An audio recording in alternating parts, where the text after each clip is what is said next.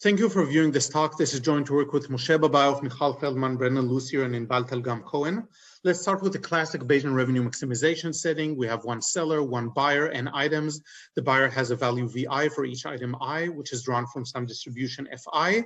And the seller knows only these distributions, but not the realized values, and wishes to design a selling mechanism that would give optimal expected revenue over these distributions. This is known to be a very hard problem. The optimal selling mechanism is complex computationally and otherwise, even if the values are independently drawn from the FIs, even if the buyer is additive, valuing a set of items at the sum of the values of the individual items in the set, even if the buyer is unidemand, by valuing a set of items at the maximum value of any individual item in the set. This complexity of the optimal mechanism leads to the question of justifying the prevalence of simple mechanisms in real life. One way to do so is using the approximation framework to show that a simple mechanism is approximately optimal, that is, that it gives optimal revenue up to a constant factor. Babayev et al. Have done so for an additive buyer. Chawla et al. Have done so for a unit demand buyer. They have shown that a pricing scheme gives a constant fraction of the optimal revenue for a unit demand buyer. If the values are correlated, however, there are very strong impossibilities here, showing that no simple mechanism for any meaningful definition of simple can give any meaningful fraction of the optimal revenue. A different approach was taken recently by Gabriel Carroll, who looked at robust mechanism design. He showed that under certain cases, a simple mechanism is the best possible if the benchmark is the revenue guarantee when the correlation is unknown, in the worst case over all possible correlations. He has shown this for an additive buyer, and the unit demand case remained open. So we're going to work in this framework. It's very simple to the classic Bayesian one, but the values are drawn from an unknown distribution, and the seller only knows the marginals F1 through Fn. So we're going to call F1 through Fn the marginals, and we're going to say that a correlated distribution is compatible if its marginals are indeed F1 through Fn. And the goal here is to find mechanisms whose worst case revenue guarantee across all compatible distributions is highest. And we're going to call such a mechanism our best robust mechanism. Carroll's result here for an additive buyer is that the best robust mechanism is simple. It is simply to price each item separately at its Meyerson optimal price. And he furthermore shows that the best robust mechanism here is correlation agnostic. It actually is expected revenue does not depend on the correlation structure between the different distributions. And the moral here is that since we're working against an adversarial correlation, a worst case correlation, being sensitive in the revenue guarantee to this correlation can actually only work against us. So our question is about correlation robust pricing for a unit demand rather than an additive buyer. For unit demand, item pricing is without loss of generality. You don't need to look at bundle pricing. And particularly we care about the best robust pricing. Is it correlation agnostic? Is it otherwise simple in any way? And if not, what about an approximately best robust pricing? What about a pricing whose worst case revenue guarantee across all compatible distributions is approximately highest? It's highest up to a constant factor. These questions were some posed, some inspired by Graben and Liu, Bay et al. Two recent SOTA papers. So the starting point for our analysis is that for a unit demand buyer, the best robust pricing is actually not correlation agnostic. It actually depends on a correlation between the FIs. So the question, the most basic question here, given a pricing P at given marginals FI, what is the revenue guarantee of P? And moreover, what is the worst case compatible correlated distribution that gives this revenue guarantee? More formally, we have values V drawn from some correlated distribution F, and we're looking at the revenue from the buyer with values V given the pricing P, and we're looking at the expectation over V, and we're looking at the minimum over all compatible correlated distributions F. And we're asking, what is this minimal value? What is this minimal revenue guarantee? And which compatible correlated distribution attains it? And our theorem is that the worst case compatible distribution and its revenue guarantee can in fact be computed in polynomial time. This gives rise to a more complicated question of, given only the marginals, can we find a pricing P that maximizes the expression from the previous slide, revenue guarantee? And here we have a negative result, showing that computing the best robust pricing P is actually NP hard, meaning that under standard computational theoretic assumptions, it is intractable. And not only is computing the best robust pricing NP hard, but actually computing any pricing that gives approximately best revenue, worst case revenue, up to a factor of even square root n is NP hard. And to our knowledge, this is the first hardness result in the correlation robust framework. The first question that you would ask here is, can we do better with imposing some structure over the marginals? So here we actually have a positive result showing that for marginals with monotone hazard rate, there is a simple correlation agnostic pricing that gives 3.5 fraction of the optimal possible revenue.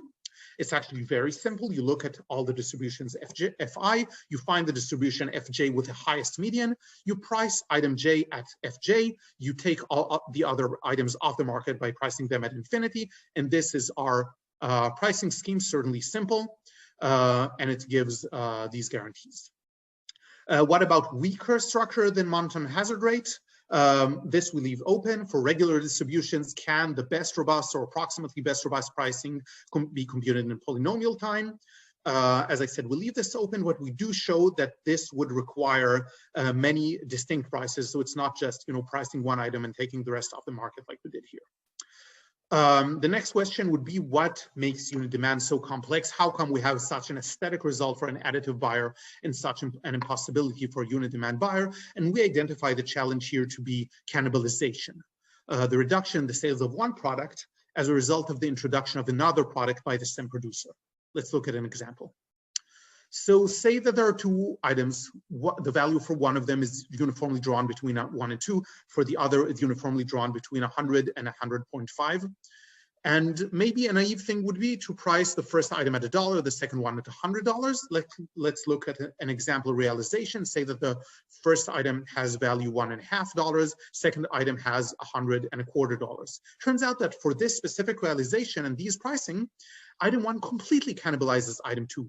The buyer's utility from buying item 1 is $0.50. From buying item 2 is going to be $0.25. And since the buyer's unit demand, she only wants one item, she's going to buy the first item. We're going to have a revenue of $1. This would not happen with an additive buyer, because an additive buyer would buy both items since they would get positive utility from both. At this specific case, some more careful pricing can escape cannibalization. Taking the first item off the market would give us a revenue of 100, but there are also other more complicated cases. More generally, not looking at that specific realization, the worst case correlation in this case is going to be one that couples these two distributions, making them completely correlated, such that the utility from item 1 would always be higher than the utility from item 2. This complete correlation is not generally the worst case correlation, but nonetheless, we have shown that it's tractable to find the worst case correlation. Let's now look at our NP hardness result. I remind you that it's NP hard to find pricing that approximate the best revenue up to a factor of better than square root n. Let's formally define the pricing problem. We have marginals, F1 through Fn.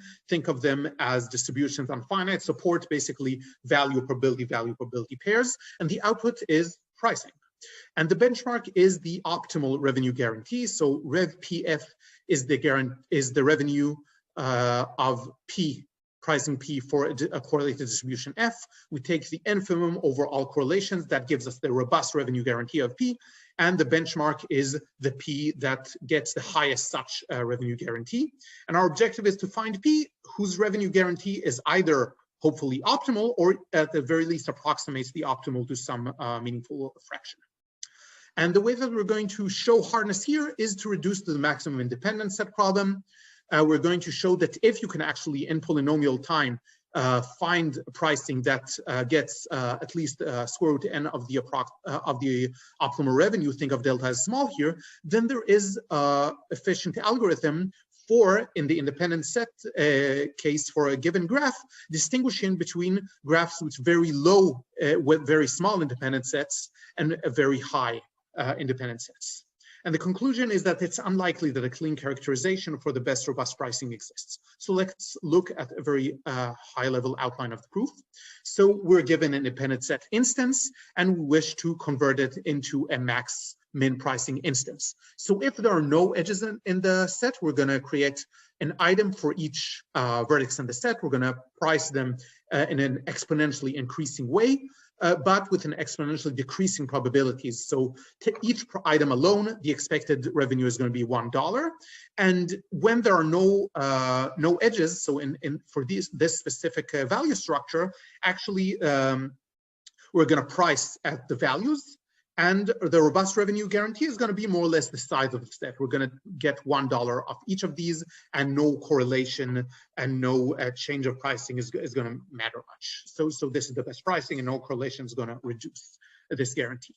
But it starts getting interesting when the instance of max independent set that we wish to convert has an edge in it. So if there's an edge from a low value node to a high value node, we're going to not only value it as before with value as before, we're going to also value it with the same value and probability of the higher item. If there are two edges, we're going to use both. These are very small probabilities, so that's not a problem. And to note here is that if we price the same as earlier, each edge basically denotes a cannibalization opportunity. If you price like this, then item 1 completely cannibalizes the revenue from items 2 and 3. So pricing like this would give a revenue of 2 overall. Alternatively, if we were to price only these, take item 1 off the market, then we're going to get a revenue of 3. So an independent set gives us almost no cannibalization. So a high revenue guarantee corresponds to independent set of large size, and that is the reduction. Of course, I've been hiding a lot of details there. I invite you to take a look at our proof. And I'm going to sum up by saying again that robust mechanism design is a very interesting framework for studying simple mechanism, even more powerful alongside approximation. We distill in this paper cannibalization as the main challenge for a unit demand buyer. For general marginals, we show nonetheless that finding a worst case correlation is tractable. But as I said, our main hardest result is that it's NP hard to give pricing that even approximate the best revenue. For MH hard marginals, we have a very nice positive result. For regular marginals, still wide open. Thank you so much for listening.